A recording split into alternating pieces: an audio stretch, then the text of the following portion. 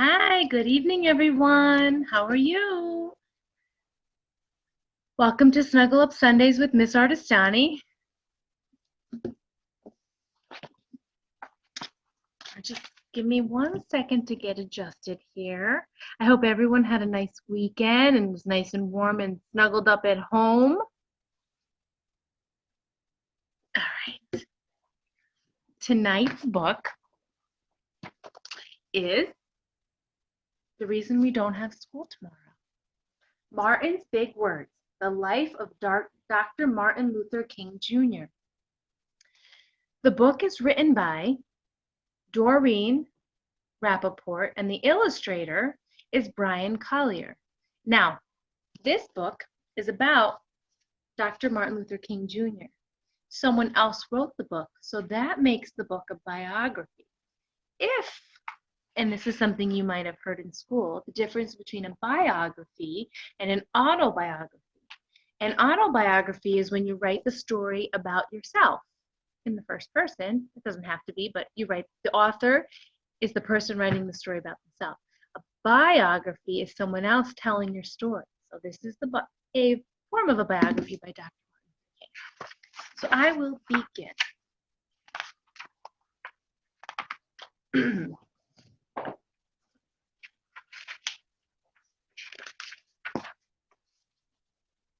Ooh, let's see where the camera is. Sorry, guys. There we go. Everywhere in Martin's hometown, he saw the signs, white only. His mother said these signs were in all southern cities and towns in the United States. Every time Martin read the words, he felt bad until he remembered what his mother told him. You are as good as anyone.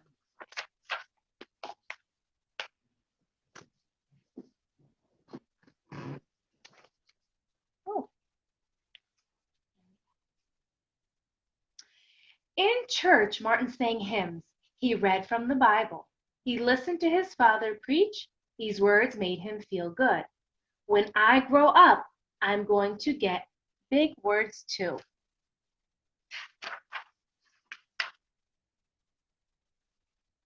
Martin grew up. He became a minister like his father, and he used the big words he had heard as a child from his parents and from the stories they read. Everyone can be great.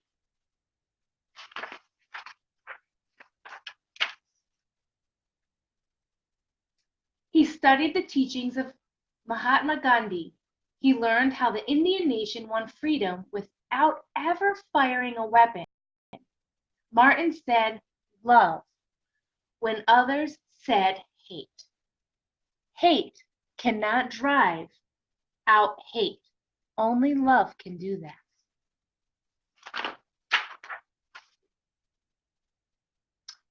He said together when others said separate. He said peace when others said war. Sooner or later, all the people of the world will have to discover a new way to live together.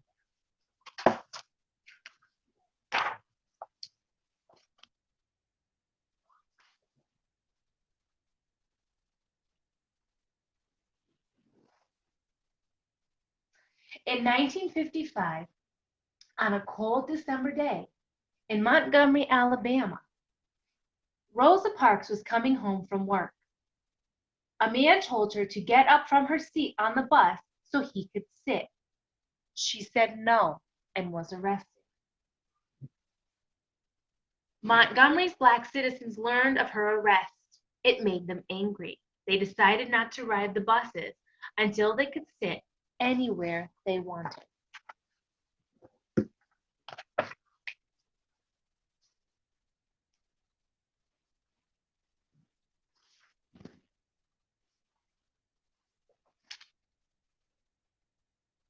Sorry, I'm using my tablet tonight and it's a little different angle.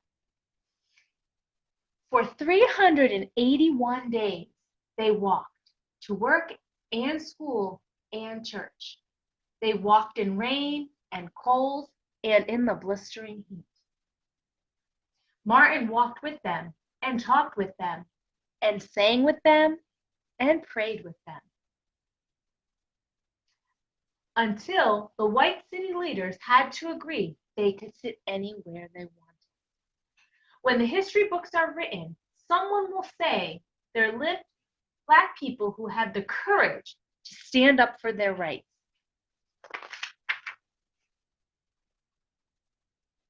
In the next 10 years, Black Americans all over the South protested for equal rights. Martin walked with them and talked with them and sang with them and prayed with them. White ministers told them to stop. Mayors and governors and police chiefs and judges ordered them to stop, but they kept on marching. Wait. For years I've heard the word wait. We have waited more than 340 years for our rights.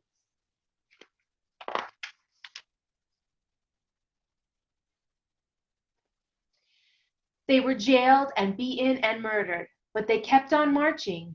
Some Black Americans wanted to fight back with their fists. Martin convinced them not to by reminding them of the power of love. Love is the key to the problems of the world.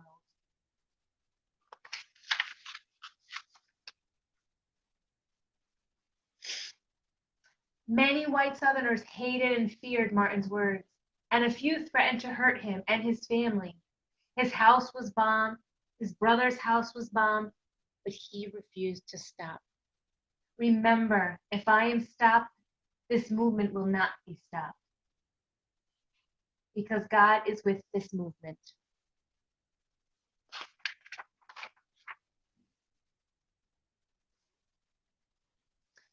The marchers continued. More and more Americans listened to Martin's words. He shared his dream and filled them with hope. I have a dream that one day in Alabama, little Black boys and Black girls will join hands with little white boys and white girls and sisters and brothers. After 10 years of protest, the lawmakers in Washington voted to end segregation. The white-only sign in the South came down.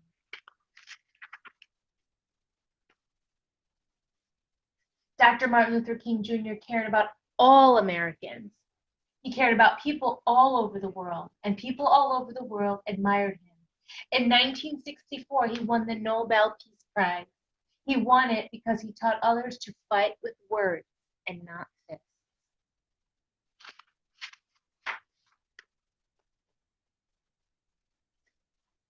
Martin went wherever people needed help.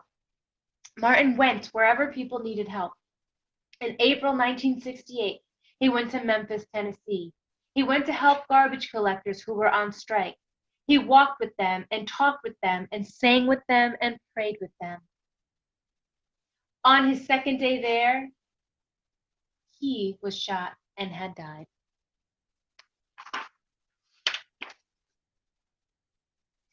His big words are alive for us today. Freedom, peace, together. I have a dream and love. The end. So, boys and girls, while you enjoy your day off tomorrow, I hope you think about all the things your teachers have been talking about and teaching you, thinking about what as a school and a community we are when you look around and you see the diversity and how everyone is different and unique in their own way and how wonderful that is. Think about all the things your teachers taught you this week as you talked about Dr. Martin Luther King Jr. I know in second grade they watched My Friend Martin. It's a story that you can Google and watch. I believe it's on Netflix, and it's a wonderful cartoon about Martin Luther King Jr. I know kindergarten did some great pieces. They were writing and they were drawing portraits of Dr. Martin Luther King Jr. In third grade, they were writing their own speeches. A lot, K through 5, have been doing wonderful things this week at McNichols Plaza, and I want you to think about all of that. Think about the freedoms you have today and the privileges and how lucky we are to be in the school that we're at and have diversity, and how when you look around our school and our community, how, again, everyone is so different and unique and accepted and wonderful. You, boys and girls, are special no matter what you think or no matter what you think other people think in this world. You are wonderful and unique in your own way. And I'm so proud to be your principal. knowledgeable. And I'm so happy to have met all of you. And I want you, again, if you've not had an opportunity to learn in more detail about Dr. Martin Luther King, I would look into that. Learn about how we are so fortunate to have one another today in our school, in our community, in our society, and how different it was so many years ago. Boys and girls, thank you for joining me for Snuggle Up Sunday. I hope you had a wonderful weekend. Enjoy your day off tomorrow. Do yourself a favor. Go ahead, ask mom, dad, grandma, grandpa, someone to, to, to maybe Google Dr. Martin Luther King's speech. And his I Have a Dream speech is one of his most famous speeches, but the doctor sure had many more. Look something up and listen to the words about peace and love and kindness and how we treat each other, and the same message that we reinforce every day. I hope you all have a wonderful night. Remember to snuggle up with a good book every night. Make sure you brush your teeth. I know it's not a school night, but don't stay up too late. Brush your teeth, take your tubs or your showers or whatever it is that you do in your normal routine. And I will see you all bright and early Tuesday morning. I'm looking forward to seeing you. Have a wonderful night.